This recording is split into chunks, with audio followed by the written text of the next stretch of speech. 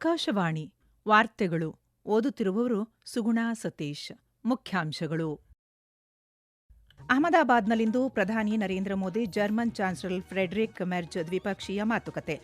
ಶ್ರೀಹರಿಕೋಟಾದಿಂದ ಇಂದು PSLV ಸಿ-62 EOS ಎನ್-1 mission ಉಡಾವಣೆ ಮಾಡಲಿರುವ ಇಸ್ರೋ.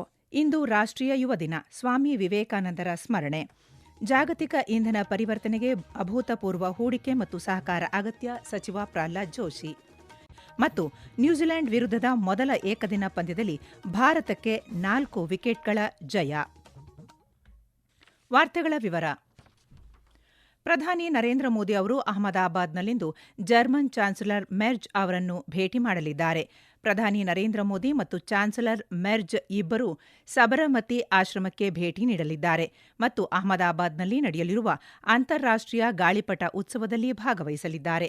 ನಂತರ ಬೆಳಿಗ್ಗೆ 11:15ರಿಂದ ಗಾಂಧಿನಗರದ ಮಹಾತ್ಮ ಮಂದಿರದಲ್ಲಿ ದ್ವಿಪಕ್ಷೀಯ ಮಾತುಕತೆಗಳು ನಡೆಯಲಿದ್ದು, ಅಲ್ಲಿ ಪ್ರಧಾನಿ ಮತ್ತು ಜರ್ಮನ್ ಚಾನ್ಸಲರ್ ಇತ್ತೀಚೆಗೆ 25 ವರ್ಷಗಳನ್ನು ಪೂರೈಸಿದ ಭಾರತ ಜರ್ಮನಿ ಕಾರ್ಯತಾಂತ್ರಿಕ ಪಾಲುದಾರಿಕೆಯಲ್ಲಿನ ಪ್ರಗತಿಯನ್ನು ಪರಿಶೀಲಿಸಲಿದ್ದಾರೆ. ಪ್ರಧಾನಿ ನರೇಂದ್ರ ಮೋದಿ ಅವರ ಆಹ್ವಾನದ ಮೇರೆಗೆ ಜರ್ಮನಿಯ ಫೆಡರಲ್ ಚಾನ್ಸಲರ್ ಫ್ರೆಡರಿಕ್ ಮೆರ್ಜ್ ಇಂದು ಭಾರತಕ್ಕೆ 2 ದಿನಗಳ ಅಧಿಕೃತ ಭೇಟಿಗಾಗಿ ಅಹಮದಾಬಾದ್ಗೆ ಆಗಮಿಸಿದರು. ಚಾನ್ಸಲರ್ ಭಾರತದ ಮೊದಲ ಭೇಟಿ ಇದಾಗಿದ್ದು, ಉಭಯ ಎರಡೂ ನಾಯಕರು ಹಲವು ಕ್ಷೇತ್ರಗಳಲ್ಲಿ ಸಹಕಾರವನ್ನು ಬಲಗೊಳಿಸಲು ಸಿದ್ಧತೆ ನಡೆಸುತ್ತಿರುವುದರಿಂದ ಇದು ಇಂಡೋ ಜರ್ಮನ್ ಸಂಬಂಧಗಳಲ್ಲಿ ಒಂದು ಪ್ರಮುಖ ಅಧ್ಯಾಯವನ್ನು ಗುರುತಿಸುತ್ತದೆ.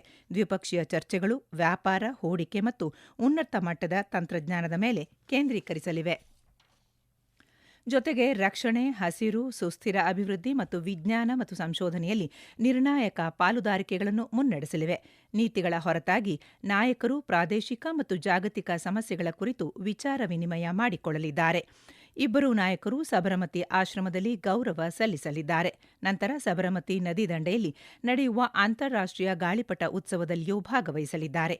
ಈ ಉತ್ಸವದಲ್ಲಿ 50 ರಾಷ್ಟ್ರಗಳಿಂದ 130 ಗಾಳಿಪಟ ಹಾರಿಸುವರು.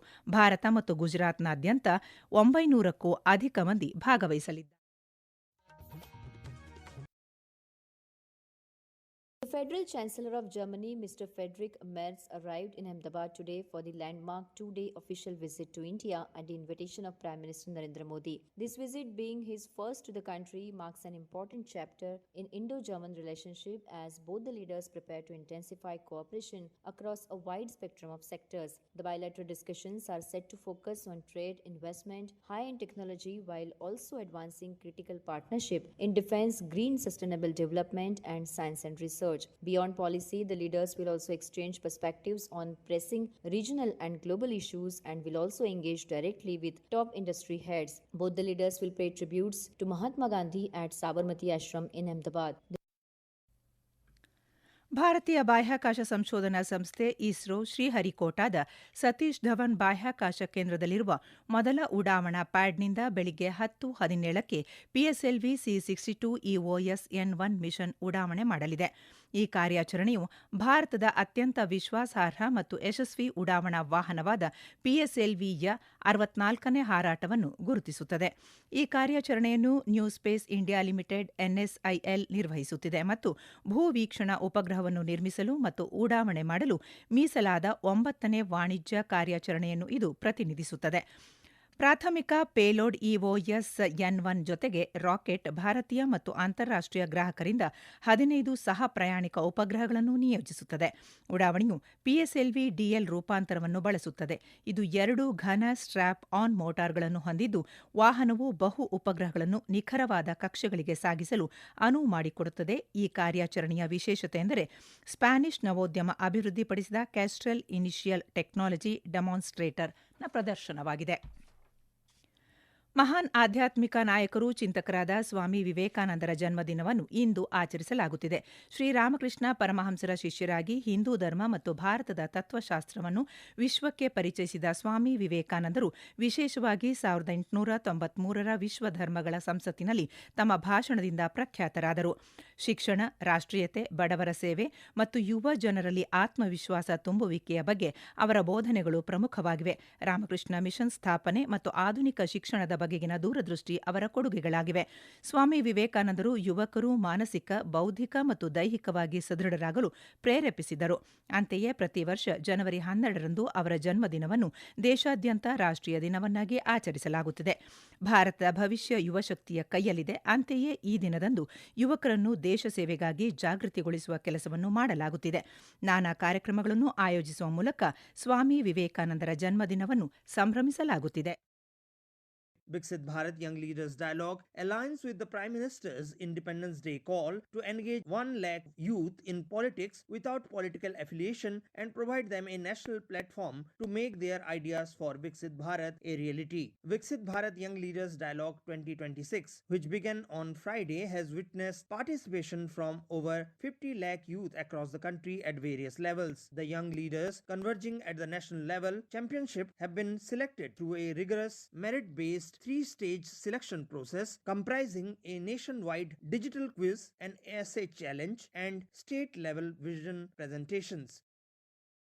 ಈ ವಾರ್ತೆಗಳನ್ನು ಆಕಾಶವಾಣಿಯಿಂದ ಕೇಳುತ್ತಿದ್ದೀರಿ.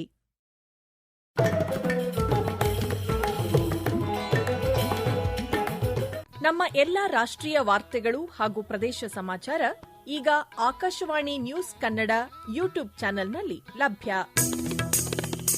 ನಮ್ಮ ಎಕ್ಸ್ ಖಾತೆ ಮತ್ತು ಇನ್ಸ್ಟಾಗ್ರಾಂ ಖಾತೆ ಆಕಾಶವಾಣಿ ನ್ಯೂಸ್ ಕನ್ನಡ.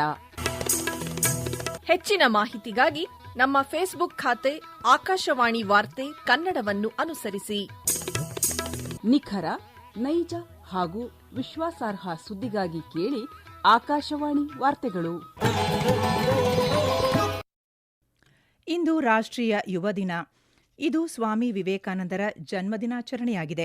ಈ ಸಂದರ್ಭದಲ್ಲಿ ಪ್ರಧಾನಿ ನರೇಂದ್ರ ಮೋದಿ ನವದೆಹಲಿಯಲ್ಲಿಂದು ಸಂಜೆ ನಡೆಯುವ ವಿಕಸಿತ ಭಾರತ ಯುವ ನಾಯಕರ ಸಂವಾದ 2026ರ ಸಮಾರೋಪ ಸಮಾರಂಭದಲ್ಲಿ ಭಾಗವಹಿಸಲಿದ್ದಾರೆ.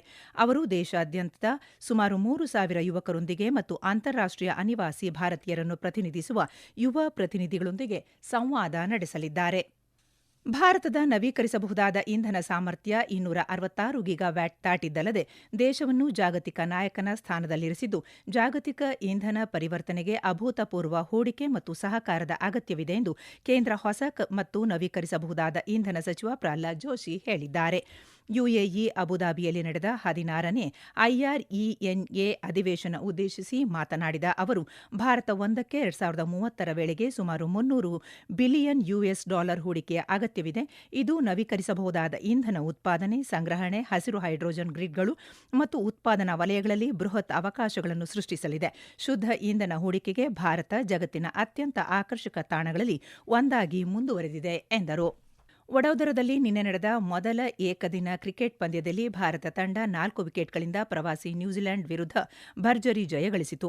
ಈ ಗೆಲುವಿನೊಂದಿಗೆ ಶುಭಮನ್ ಗಿಲ್ ನಾಯಕತ್ವದ ಭಾರತ ತಂಡ 3 ಪಂದ್ಯಗಳ ಸರಣಿಯಲ್ಲಿ 1-0 ಮುನ್ನಡೆಯೊಂದಿಗೆ ಶುಭಾರಂಭ ಮಾಡಿತು. ಮೊದಲು ಬ್ಯಾಟ್ ಮಾಡಿದ ನ್ಯೂಜಿಲೆಂಡ್ 8 ವಿಕೆಟ್ ನಷ್ಟಕ್ಕೆ 300 ರನ್ಗಳ ಸ್ಪರ್ಧಾತ್ಮಕ ಮೊತ್ತ ಗಳಿಸಿತು. ಉತ್ತರವಾಗಿ 301 ರನ್ಗಳ ಗುರಿ ಬೆನ್ನತ್ತಿದ ಭಾರತ ತಂಡ 49 ಓವರ್ಗಳಲ್ಲಿ 6 ವಿಕೆಟ್ ನಷ್ಟಕ್ಕೆ 306 ರನ್ ಗಳಿಸಿ ವಿಜಯೋತ್ಸವ ಆಚರಿಸಿತು. ಅತ್ಯುತ್ತಮ ಬ್ಯಾಟಿಂಗ್ ಲಯ ತೋರಿದ ವಿರಾಟ್ ಕೊಹ್ಲಿ 91 ಎಸೆತಗಳಲ್ಲಿ 8 ಬೌಂಡರಿ ಮತ್ತು 1 ಸಿಕ್ಸರ್ ಸೇರಿದಂತೆ ಅಮೂಲ್ಯ 93 ರನ್ ಗಳಿಸಿ ಭಾರತದ ಇನ್ನಿಂಗ್ಸ್ನಲ್ಲಿ ಮಿಂಚಿದರು. ಆದರೆ ಅವರು ಕೊಟ್ಟ ಹೊಡೆತಕ್ಕೆ ಮುಂದಾಗಿ ವಿಕೆಟ್ ಕೈಚೆಲ್ಲುವುದರೊಂದಿಗೆ ಕೇವಲ 6 ರನ್ಗಳಿಂದ ಶತಕ ವಂಚಿತರಾದರು. ಉಳಿದಂತೆ ನಾಯಕ Shubman Gill 56 run, Shreyas Iyer 49 run, Rohit Sharma 26 run ಗಳಿಸಿದರು. ಕೊನೆಯಲ್ಲಿ ಕೆಎಲ್ ರಾಹುಲ್, ಅಜಯ 29 ರನ್ ಮತ್ತು ಹರ್ಷಿತಾ ರಾಣಾ 29 ರನ್ ಗಳಿಸಿ ಭಾರತದ ಗೆಲುವು ಖಚಿತಪಡಿಸಿದರು. ಈಗ ಮತ್ತೊಮ್ಮೆ ಮುಖ್ಯಾಂಶಗಳು.